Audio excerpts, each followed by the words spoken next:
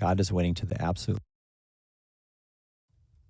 Hi, this is George from the Return of the King channel. Paul in 1 Corinthians 15:51 says this, "Behold, I tell you a mystery. We shall not all sleep, but we shall all be changed in a moment, in the twinkling of an eye, at the last trumpet."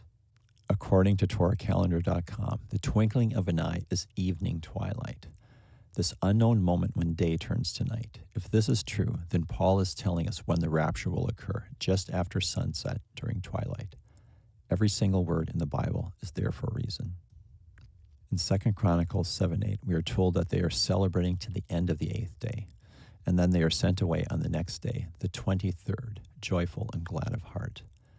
There is then a period of time when we go from the 22nd day to the 23rd day, day to night, occurring during twilight, a moment only known to God that happens in an instant, in the blink or twinkling of an eye. The transformation of our bodies from mortal to immortal, the rapture. The traditional time for the bridegroom to come is just after the sun is set. God is waiting to the absolute last possible moment to take his bride home. So the rapture occurs sometime just after sunset during twilight as we pass from the 22nd day to the 23rd day. Paul was a rabbi, so he spoke through that lens. The Talmud discusses the twilight period, literally between the suns, as a zone of uncertainty. When does day end and night begin?